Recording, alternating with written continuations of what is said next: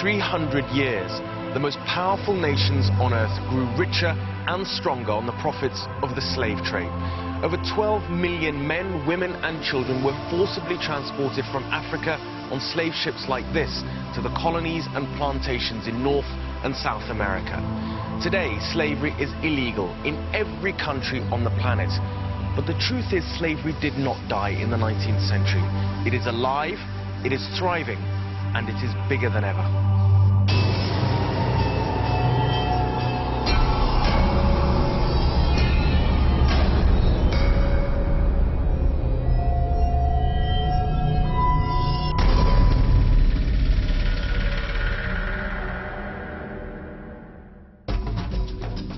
"250 years ago, the slave trade looked like this.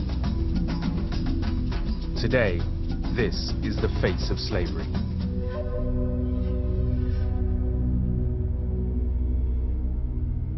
We were locked in prison. We were not paid at all. If anybody refused to work, they would be beaten.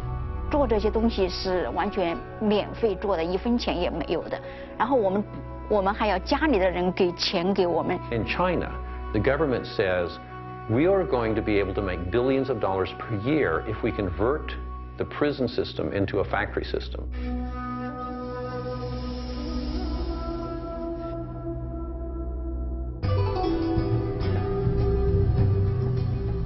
China is the world's factory. Once an isolationist communist state, over the past 20 years, it has become the biggest exporter of consumer goods anywhere on the planet. And a huge proportion of those exports come to America. This is just a small part of the enormous docks in Los Angeles, which stretches along 43 miles of coastline, and it's where just under half of all United States imports from China enters the country. And in 2010, the United States imported just under $250 billion worth of goods. But behind at least part of the economic miracle of modern China are an estimated 5.5 million men and women locked up in prison and forced to labor. Here is a country which has decided to flood the world with very inexpensive products. A great number of those are actually produced by enslaved people who are in prison. That has to be called state-sponsored slavery.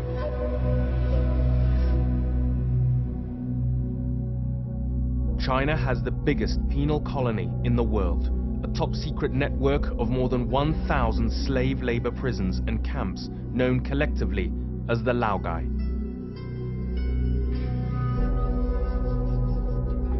Laogai in Chinese means forced labor and forced to reform.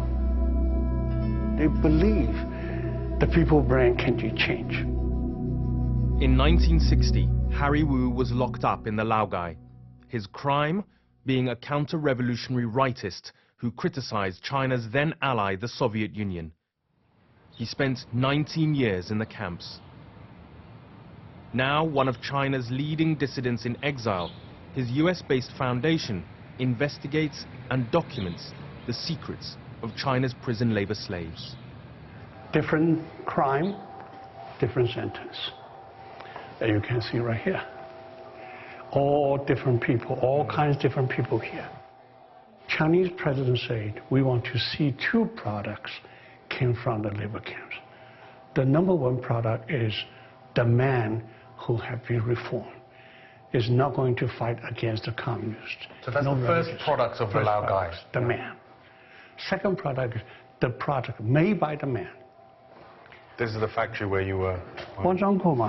And when you walk in, the first question is, who are you? Second question is, what is this place? And the third question is, why are you here? And the answers are? I am a criminal.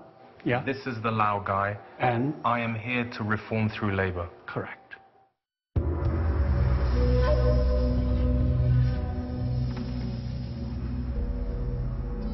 Harry Wu filmed the first undercover footage inside the Laogai.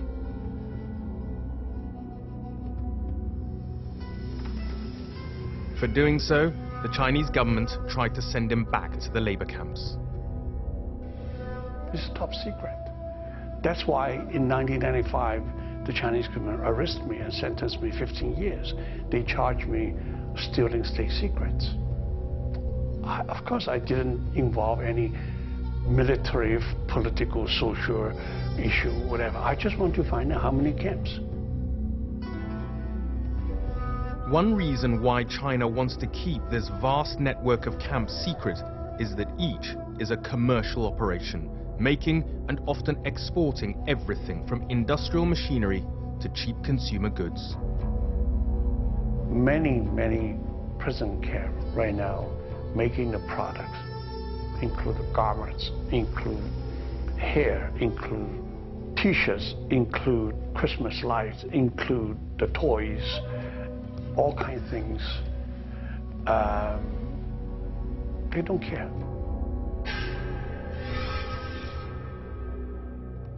The second reason China tries to hide its population of prison slaves is that many are political or religious dissidents.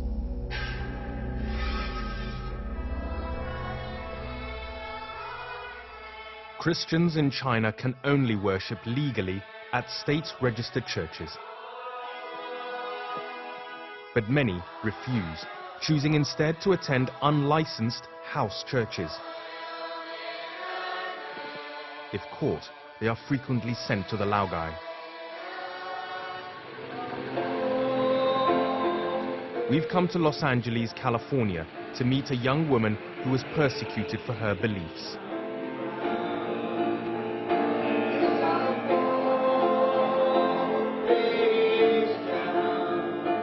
Abigail escaped from China 4 years ago, but because she left her family behind, she doesn't want her full face to be shown.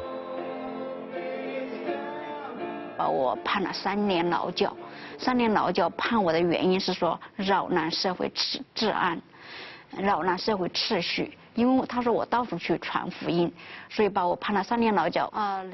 Like many religious dissidents, Abigail was imprisoned without ever being tried. A system of administrative detention China calls Laojiao, or re-education through labor. 但是警察送我去劳教所的路上，他们就说，这是到了劳教所，让你知道你信耶稣是错了。所以呢，送你第一个印象我就觉得，那简直是人间的地狱。它不仅是一个监狱啊，劳教所的监狱，也其实就是个人间的地狱吧。Abigail was sent to Shenyang Women's Laojiao Camp in northeast China. It holds an average 1,000 inmates, a mixture of drug addicts, criminals, and religious dissidents. All are forced to work in its in-house factory. 中国有句话说黑劳改苦劳教，尤其是冬天很冷很冷，地毯里车间里面没有暖气的，所以我们整个那个身体啊，等到你晚上回去的时候，全部是冰凉的。基本上他给你的任务是你一天很难完成的，所以你几乎早晨起来，7点钟就到了工厂，然后呢，你到晚上12点钟你还没基本上还有的完成不了任务，所以有的完成不了任务的回家就要受罚。In January 2007, a few months after she was released, Abigail escaped to the United States. But it was not until Christmas that year that the pastor in her new church understood the bitter irony of what she had been forced to make while in prison for her beliefs. We brought out, of all things, the Christmas lights. And just when I was pulling them out, it was this little yelp from her, you know, and she says, I make those. And I'm saying, you make what? What is it that you're making? She said, I make those. And I said, the lights? She goes, yes, I make lights. 劳教所做了那么多圣诞节灯泡，为什么中国却没有圣诞节，却不允许我们过圣诞节？我说，我做了那么多圣诞节灯泡，但我自己从来没有享受一个，在中国没有享受一个这么好的圣诞节。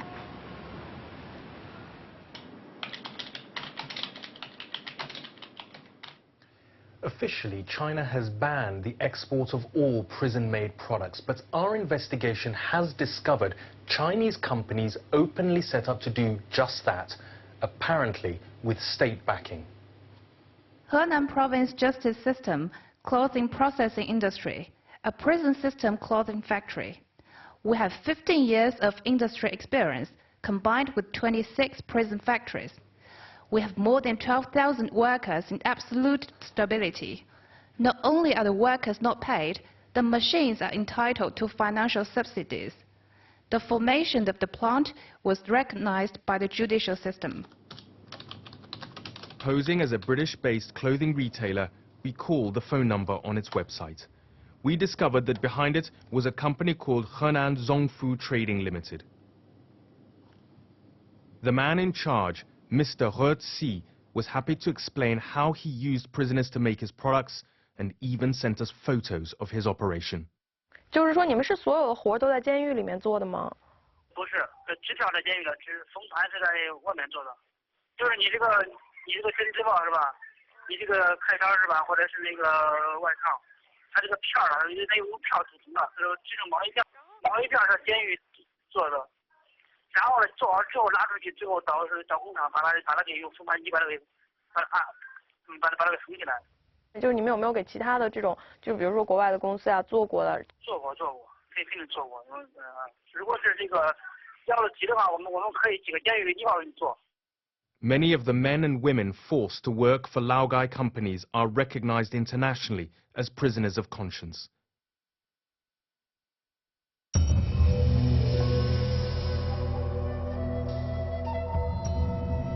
Charles Li is a follower of Falun Gong, a non-political spiritual blend of philosophy and Eastern mysticism, which has millions of practitioners throughout the world, but which China designates a cult.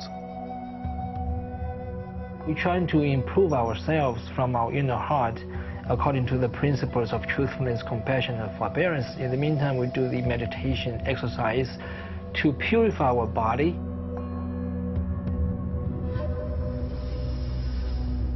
In 1999, China began to crack down on the Falun Gong movement, locking up to 100,000 of its followers in the Laogai. In 2003, Charles Li left his home in the United States to take messages of support to his fellow Falun Gong practitioners inside China. He was arrested and sentenced to 3 years in the Laogai. They used about a year trying to brainwash me, trying to force me to give up my practice on Falun Gong. Then they figured out, might be not possible, so they changed their strategy to force me to feel like a criminal, because according to their theory, a criminal should be reformed through labor, because labor can create a human being. That's their theory. So they forced me to do that slave labor. Charles was held in Nanjing prison, 170 kilometers west of Shanghai. In common with all Chinese penal institutions, it was both a prison and a commercial business, marketing its products through official trade organizations. Each prison camp have 2 different names. One is enterprise's name, like a construction company, like a farm, a brick factory, chemical factory, whatever.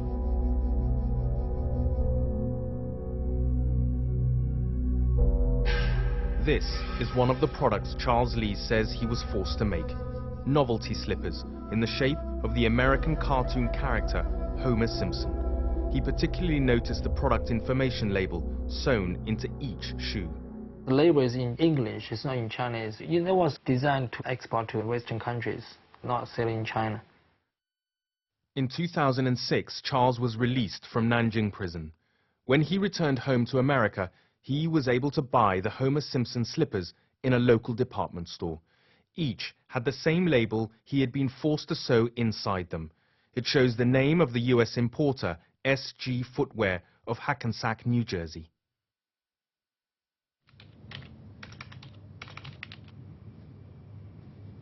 SG Footwear's website describes the company as a worldwide leader in the marketing of children's and adults' footwear, with annual sales of $100 million and licensed to market novelty footwear to a number of leading US brands, including The Simpsons. We asked SG Footwear about Charles Lee's allegations and what steps the company had taken to ensure that this supplier was not using prison labor. SG Footwear failed to respond to our requests for an interview. But 20th Century Fox, which owns the rights to The Simpsons, told us, Fox takes allegations of this nature very seriously and requires the strictest standards of ethical conduct from all of its licensees. SG Footwear's factories are monitored by both internal and external inspectors to ensure full compliance with Chinese labor laws, and the company maintains that it has never knowingly utilized involuntary labor in the creation of any of its products. Because Chinese labor are cheap, cheap, cheap. For us, you know, we were locked in prison. We were not paid at all. We were forced. If anybody refused to work, they would be beaten. US federal law bans the importation of any prison-made products. But to Harry Wu, who has devoted his life to exposing prison labor slaves in China's Laogai, there's little sign that Washington wants to enforce this when so much Chinese trade is at stake. Certainly in the past 15 years, there have been fewer than 20 attempts by US Customs to enforce the law. Today, only America has the law. But unfortunately, I think the American government tried to ignore it. The reality is they just care about the money, about the business, about the request from entrepreneurs.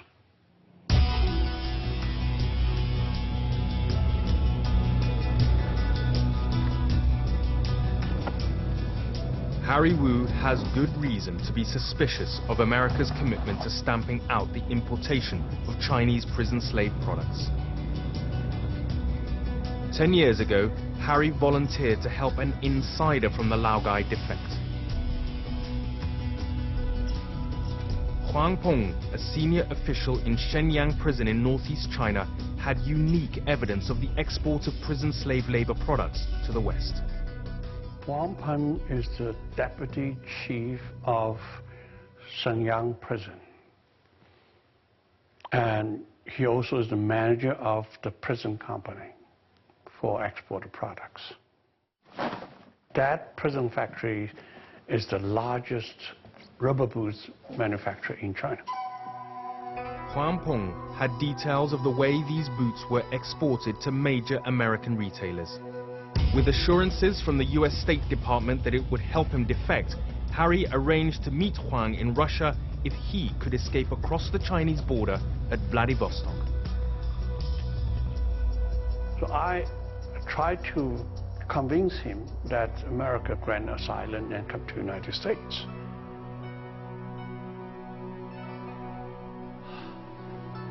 He came to me with his wife and with his son, because she knew that if he tell the truth, he would be big problem.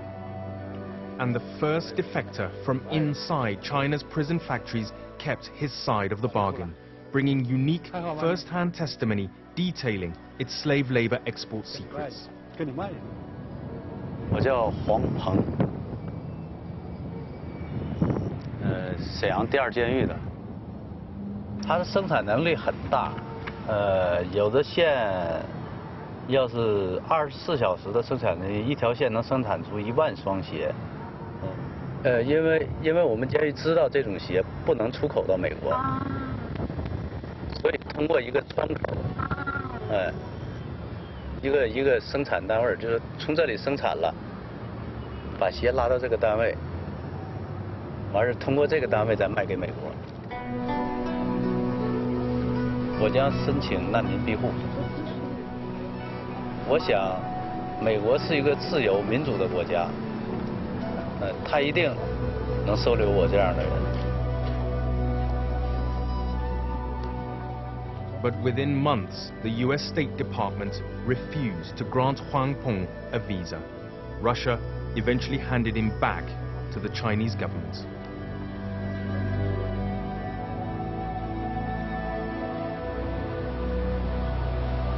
For the past 10 years, Harry has searched for news of his friend's fate. He now believes Huang is imprisoned in the very prison slave camps he tried to expose. The American government has never explained its change of heart, but Harry has his own theory. I feel very bad. I would not say some people betrayed me, but this is the case. I learned that America is not going to focus on Chinese forced labor products.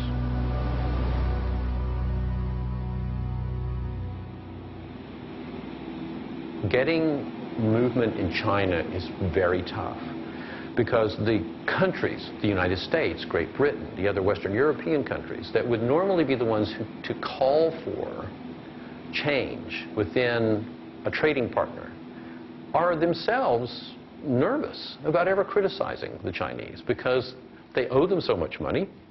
They know that if they overturn that particular apple cart, they can seriously damage their own economies. And it's a sad truth that if you look across the history of governmental responses to slavery, it will be slavery that always takes the back seat. Whatever one thinks of the US's enforcement of its laws relating to prison labor products, Europe lags even further behind.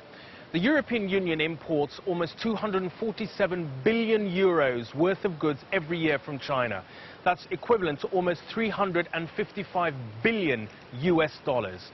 And yet, there isn't a single law or regulation covering this specific area of prison labor products. In September 2010, members of the European Parliament demanded action on Laogai products being illegally exported to the EC. Herr Präsident, sehr geehrter Herr Präsident, wir alle wissen, dass sich hinter den Laogai ein untragbares System von Arbeitslagern in China verbirgt. Schon allein die Existenz dieser Arbeitslager ist untragbar. Doch wenn ich mir vorstellen muss, dass etliche dort hergestellte Produkte in unseren Läden zu finden sind, dann ist das einfach widerlich. Das Europäische Parlament hat das Laogai-System bereits bei früherer Gelegenheit verurteilt. Aber wir müssen zur Kenntnis nehmen, Laogai-Gefängnisse tragen zugleich Namen von Handelsunternehmen, wie normale Wirtschaftsbetriebe, und verschleiern auf diesem Wege die wahre Natur ihrer in Zwangsarbeit hergestellten Produkte. Monsieur le Commissaire, quand l'Union européenne interdira-t-elle l'exportation des produits des camps Laogai? We took that question to the EU trade spokesman, John Clancy. This is a difficult issue for us. On the one hand, the EU clearly condemns China's sort of support and backing of this enforced prison labor, the Laogai, and products that come from China into the EU or elsewhere, for that matter, into third countries. But on the other hand, it's a question of how do you deal with this issue. It seems that, from my information, the Chinese state actually looks at information around these products as a state secret. So of course it's very difficult for the EU and for other countries to identify these products and say this product is clearly made out of a Laogai, enforced prison labor compound, and therefore should be banned. Ultimately, the responsibility for stamping out this state-sponsored slavery lies with the government of the country which benefits from it. For more than 2 months, we asked the Chinese embassy here in London and the Ministry of Information in Beijing for a filmed interview to discuss prison slave labor in China. We provided details of all the allegations in this film. But despite subsequent phone calls, emails and meetings, we're still awaiting any on-the-record response to our request.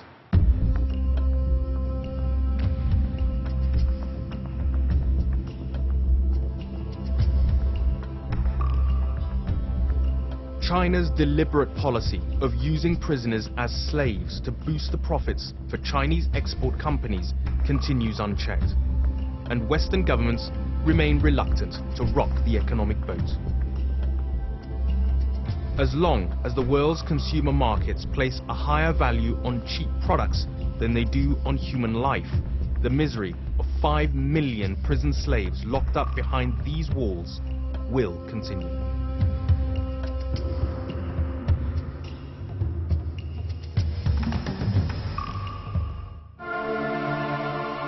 In the next episode of Slavery, a 21st Century Evil, a major worldwide television event, a public debate about how the world can end the trade in slaves today.